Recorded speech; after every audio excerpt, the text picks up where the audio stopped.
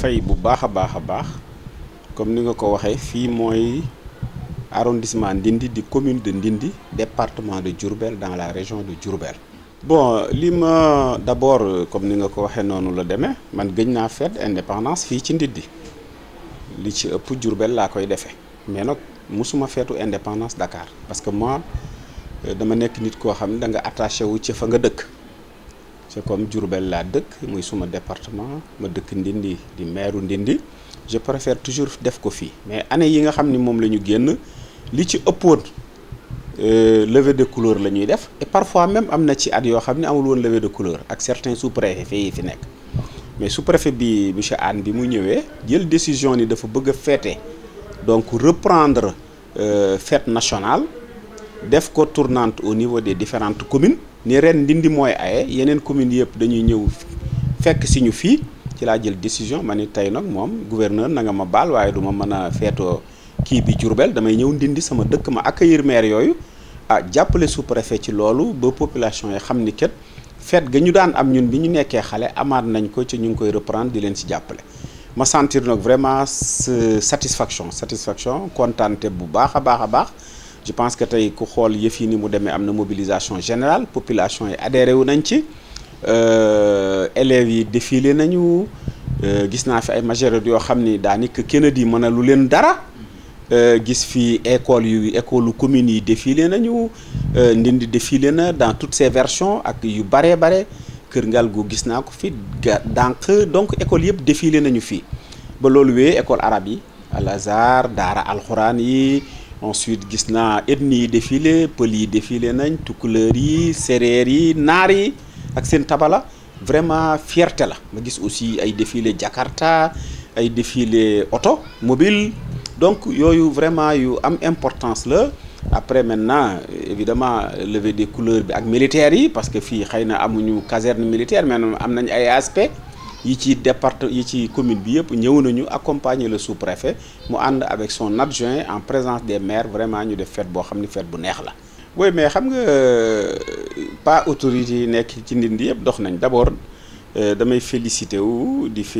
le gouvernement du Sénégal parce que la route de Ndindi des na ay semaines yu néew ay weer yu néew. vieux souvenir lay doon comme ni ko tubaab yi waxe parce que non ça dépend ci Ila Touba bi parce que yoonu Ndindi ak Ila Touba ñoo bokk ku leen di liggéey parce que marché la boo xam ni ki ko gagné woon da ko traité woon Henan Chine wëlbati ko traité ko CRBC donc chinois yi nga xam ne ñooy defar Ila Touba bu ñu paree ñooy defarandoo aussi yoonu Ndindi bi goudronné ko ñoom la ñuy boole inauguré na ko donc loolu moom doléance la boo xam ni dépassé nañu ko xëy na nag évidemment yàgg na comme ni nga ko waxee parce que yoon bi ñu koy defar du yoon bu entrepreneur defar génie militaire ñoo ko defar bi ñu koy defar boobu nous on était ay xale la ñu woon du ñu woon mag trop booba ministre de la défense bi ko inauguré si woon moo doon Magatte Lô boobu moo nekkoon ministre des forces armées de la défense et des forces armées moo ko inauguré booba ba léegi évidemment amul jéego bu ñu ci defut man saa bu ma fu ministre bi ko yore jaaree assemblée depuis 3 mandats wax naa ko lu ma ci deful amul mais yàlla dogal na nag vraiment déglu nañ ñu ci président Macky Sall jël na ko en compte ba nga xam ne yoon bi dinañ ko defar ci loo xam ne du yàgg dara waaye mais ñàkk a liggéey moom fépp la am na Amérique am na États-Unis am na Angleterre am na Chine defe naa ne l'autre là François Hollande li tax briguewul 2e mandat def ni woon su ma beesewul ñàkk a liggéey gi de façon significative du ma présenté wu donc chômage moom fépp la mais il faut reconnaître aussi que am na ay efforts yu fi am jigéeni dëkk bi également ñu ngi leen di connecté au réseau financier déjà ñu ngi jël ay fiches avec mon adjoint ñu ngi koy remplir jox nañu dëkk bu ci nekk pour que calebasse boobu nga xam ni président de la république mu ngi koy wax parce que entrepreneuriat rapide bi pour que jigéen ñi Ndindi yi kenn du leen ci ëppale ñu taxaw ci ba ñu mën ci am ay financement cela aussi pour les autres banques aussi muy ay ACEP ay Crédit Mutuel ay CORI ay FDA parce que yooyu pour man c'est des systèmes yu ñu war a réformer parce que yàgg nañu ci réew mi mais gisuma ñu développer femmes yi donc dañuy dem ba jigéen ñi nga xam ne dañ ci jël ay prêt dañuy dem ba prêt ba jiital leen ba ñu mujj nekk presque ay esclave banque ba. bon non xam nga bul poser problème bi noonu jàngalekat yi yore luñ leen loo xam ne fay ñu leen ko. kon lan moo tax nangu jàngalekat yi boo xoolee ñoom seen doléance yi ñu doon kaas toll woon na ci fanweeri poñ ñaar fukk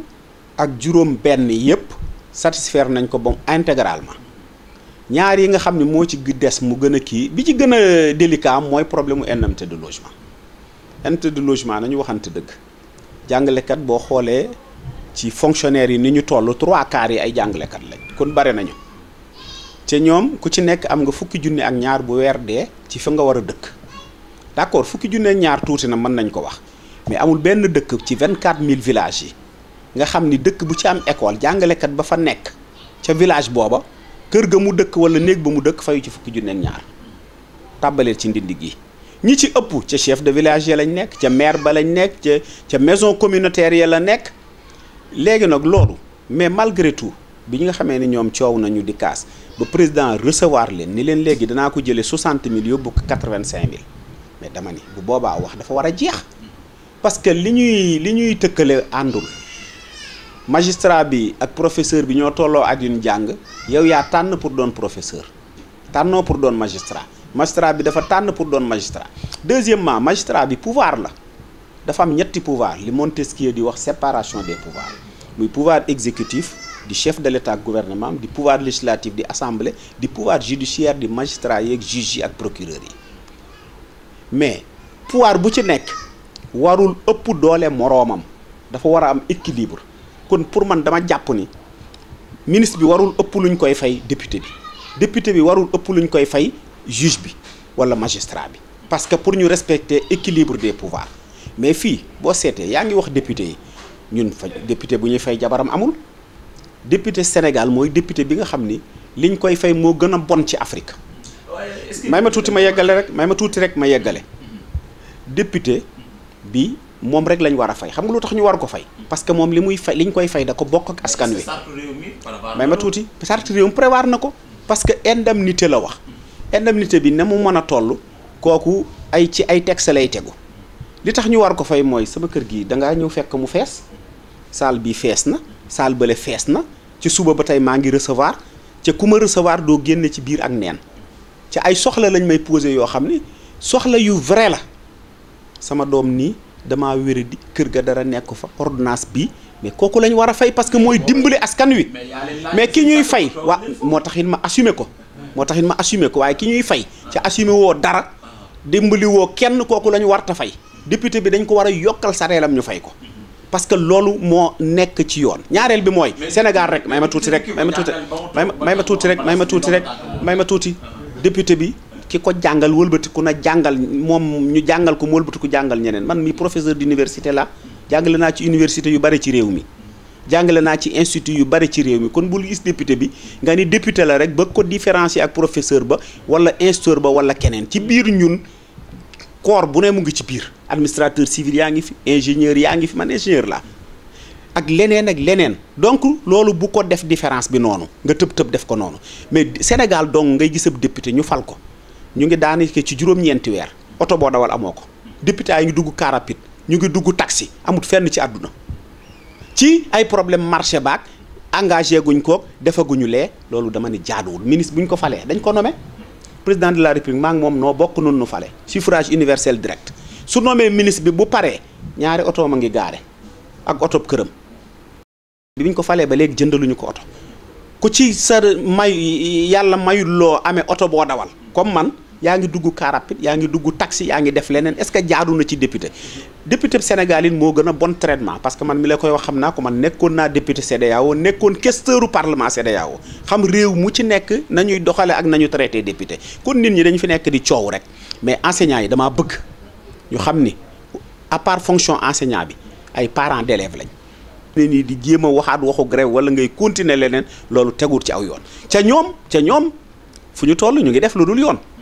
boo demee Njaaréem gii gën a jege juróom benn école nga fa yoo xam ni enseignants yi ñoo ko fa créé muy école privée ca bu ñu grévé ci école publique bi dañuy dem jàngale ji ci école privée bi ca yoon da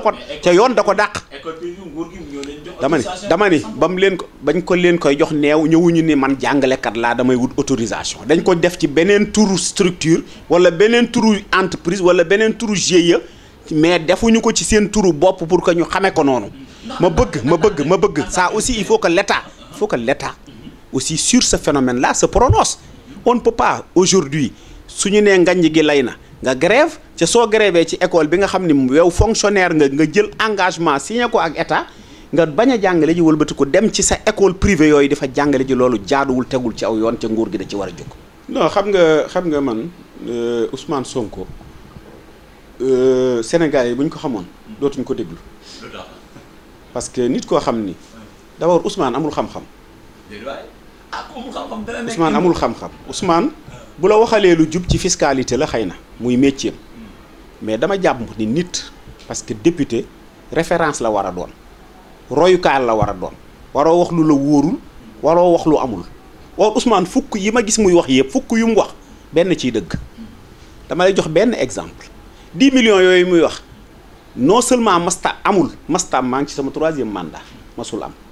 mais nee na waxtaan nañ ci conférence des présidents moom Ousmane du membre conférence des présidents ni ko tur wi waxee képp ku doonul président assemblée maanaam président bi vice président bi ak président commission yi ñoo ci bokk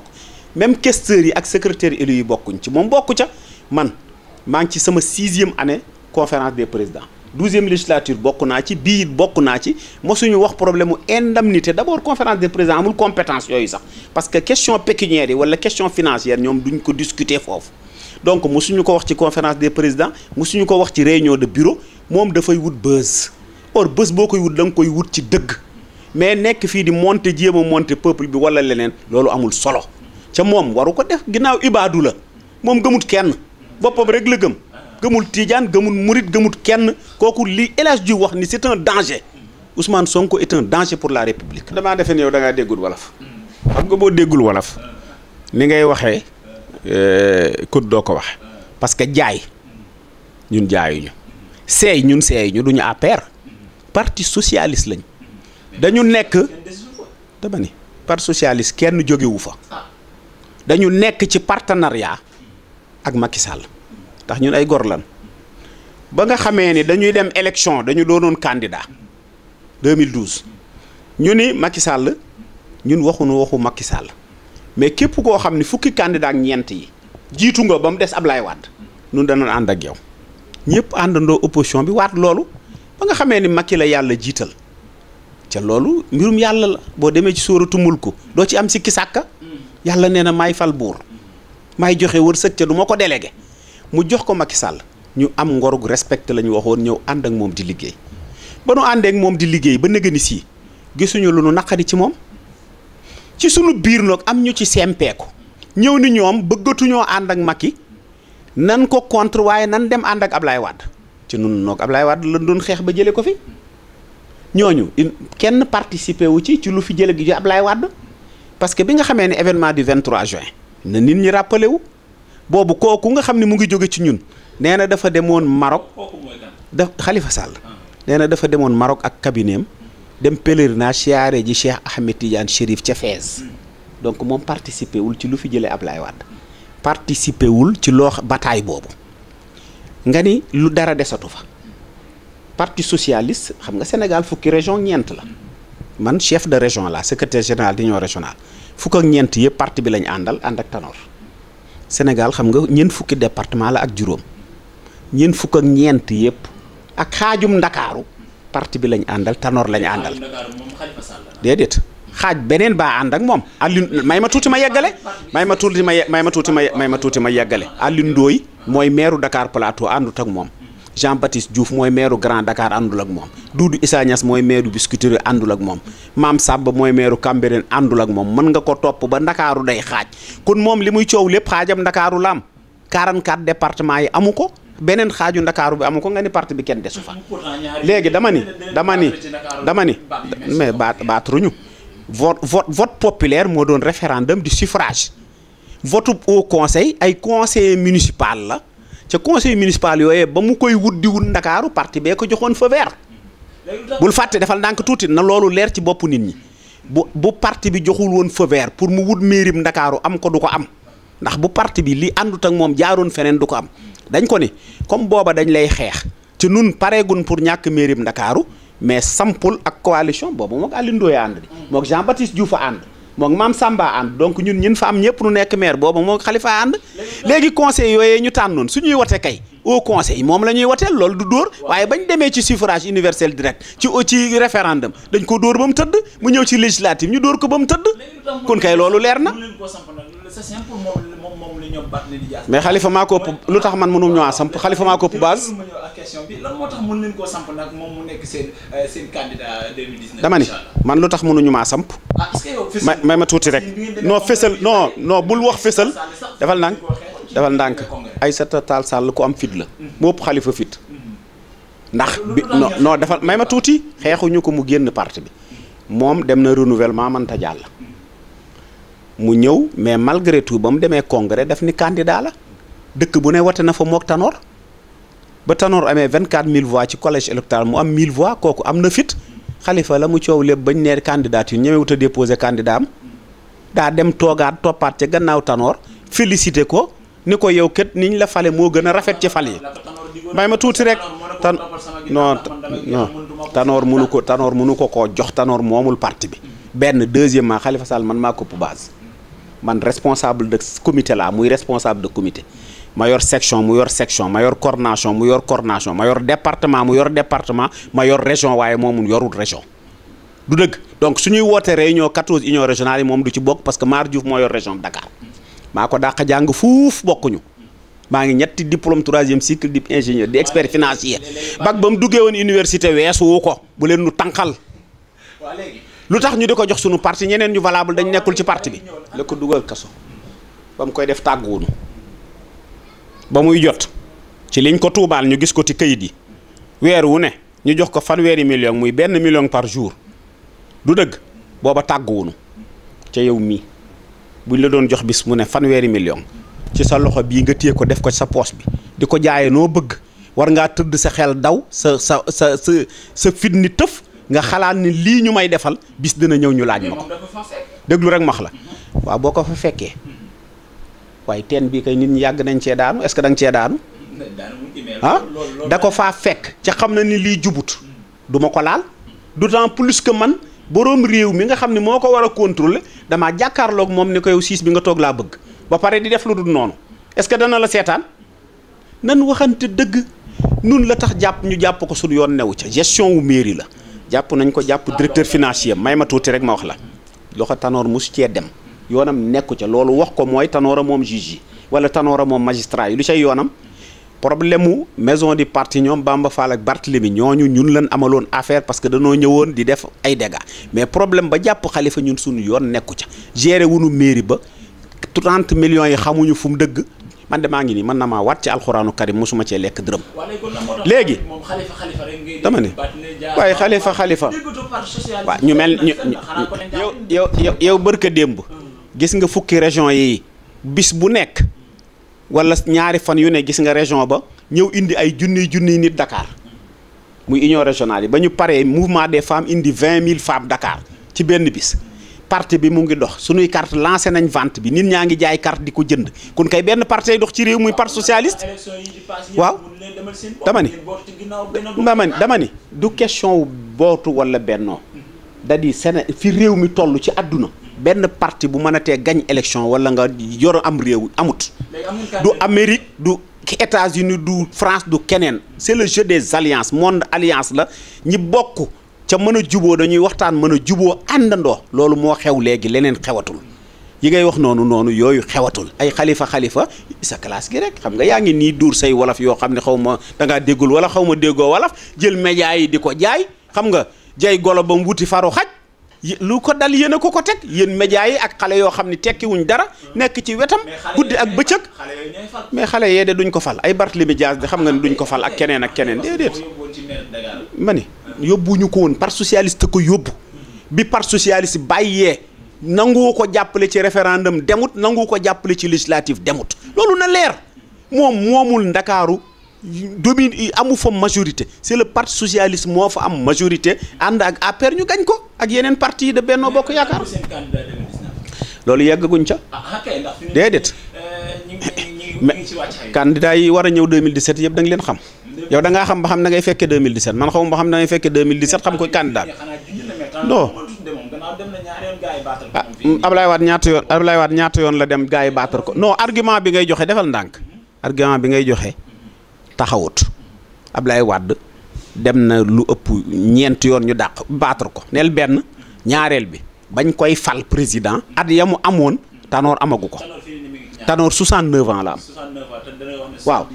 waaw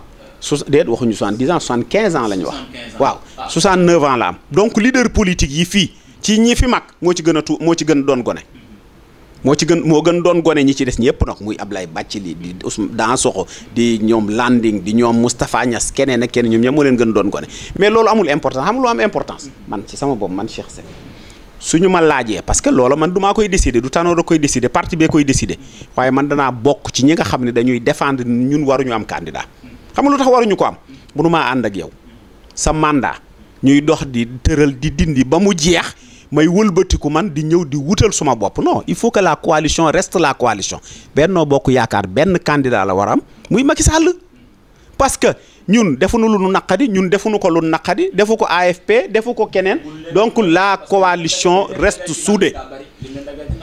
yow tu penses que yow ñun li nu yor mais tolloo na ak sunu man ci parti bi